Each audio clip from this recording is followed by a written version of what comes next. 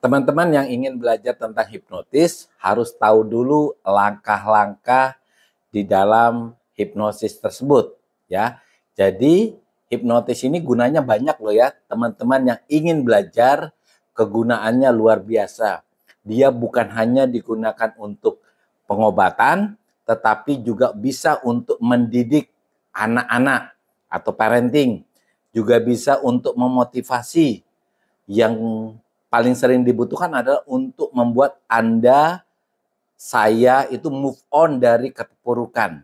Anda yang baru putus cinta, Anda yang baru bercerai, mungkin down mentalnya, dan butuh sesuatu yang membuat Anda untuk menjadi orang yang berharga lagi untuk move on. Nah, inilah yang paling penting adalah hipnotis. Nah, rekan-rekan, di dalam hipnotis itu ada langkah yang harus kita lakukan. Pertama, kita kenal dengan preinduksi. Yang kedua, dengan induksi. Ketiga, depending. Keempat, sugesti. Yang kelima, terminasi. Oke, dokter bahas ya. Teman-teman harus menguasai teorinya dulu, agar ketika menguasai teori, Anda cukup praktek. Seperti kita naik sepeda motor. Jadi, ketika Anda ingin belajar hipnotis, sama seperti kita belajar naik sepeda motor atau naik sepeda. Anda belajar teori, Anda kuasai teori, tapi ketika Anda tidak praktek, sama saja. Anda tetap tidak bisa naik sepeda. Anda praktek, mungkin Anda jatuh, gagal. Tapi ketika Anda lakukan berkali-kali, maka Anda bisa naik sepeda dengan lihai atau mahir. Begitu juga dengan hipnotis. Ketika Anda kuasai teorinya, Anda berlatih terus, Anda bisa menjadi seorang hipnotis yang luar biasa. Nah, langkah pertama adalah preinduksi. Di preinduksi ini kita membuat klien itu menjadi nyaman. Pada dasarnya orang bilang di preinduksi ini keberhasilan kita 70% di dalam menghipnotis seseorang. Preinduksi ini pada dasarnya banyak teori ya. Sesuatu yang membuat klien kita rasa nyaman, rasa enak, membuat kita tidak asing lagi di matanya dia, itu adalah preinduksi. Ketika kita terasa asing buat dia, misalnya kita tiba-tiba, sini kita hipnotis. Nah, maka bagi orang tersebut akan membuat muncul, siapa ini gitu ya. Atau area kritikal arealnya akan muncul yang membuat kita tidak bisa masuk ke dalam pikirannya. Jadi, di preinduksi ini kita punya tujuan bagaimana kita tidak asing di mata klien kita, kemudian kita buat nyaman, kita kasih pengertian kepada pasien bahwa hipnotis itu adalah sesuatu yang menyenangkan, bukan sesuatu yang menakutkan. Intinya hipnotis itu bukan sesuatu yang memakai dukun, gaib, atau sesuatu yang membuat seseorang tidak sadar. Nah, pengertian ini sangat penting membuat pasien bisa menerima hipnotis dengan sukarela.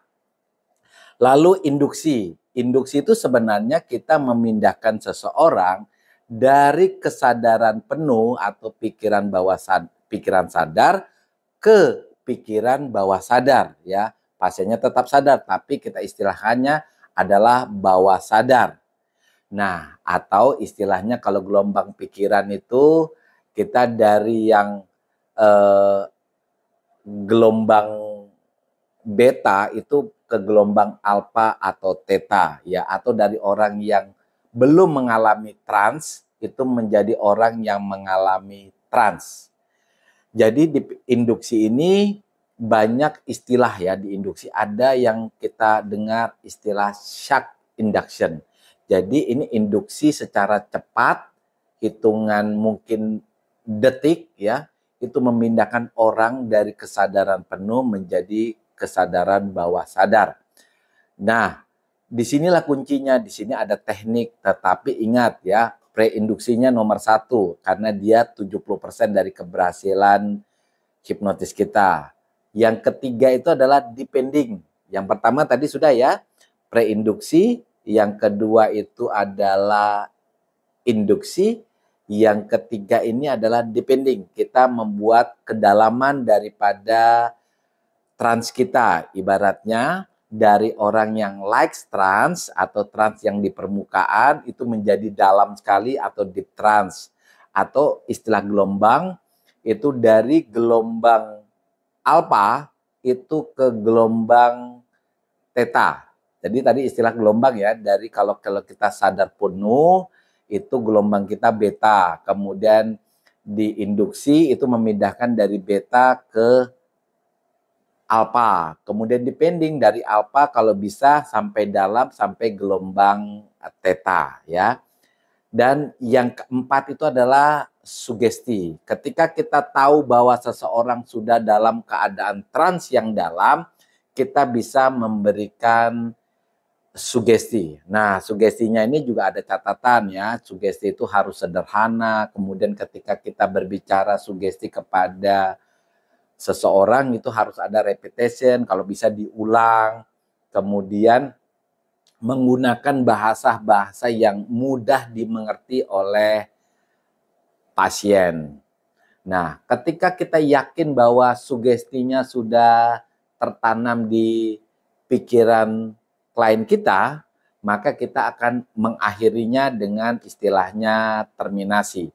Jadi terminasi itu adalah memindahkan orang dari trans yang dalam ke light trans atau ke permukaan, atau orang bilang dari gelombang theta itu ke gelombang alfa dan ke gelombang beta, beta atau alfa ya.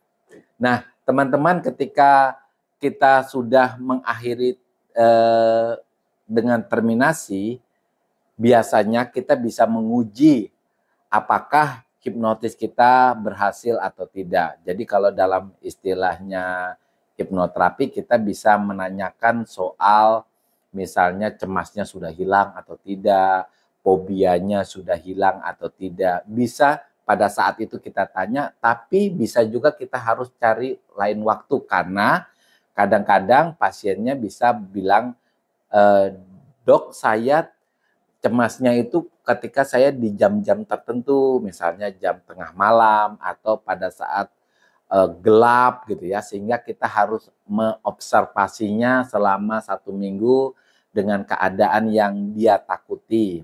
Oke, rekan-rekan, dokter ulangi lagi ya.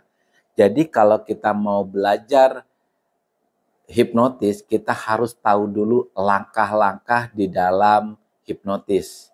Langkah ini sederhana, kita ibaratnya kita belajar teori bagaimana naik sepeda, keseimbangannya bagaimana, teorinya dulu, ketika kita sudah teori baru kita praktek. Jadi hipnotis itu langkahnya adalah pertama preinduksi, kemudian induksi, yang ketiga itu adalah depending, yang keempat itu adalah sugesti, yang kelima adalah terminasi. Oke rekan-rekan, selamat belajar.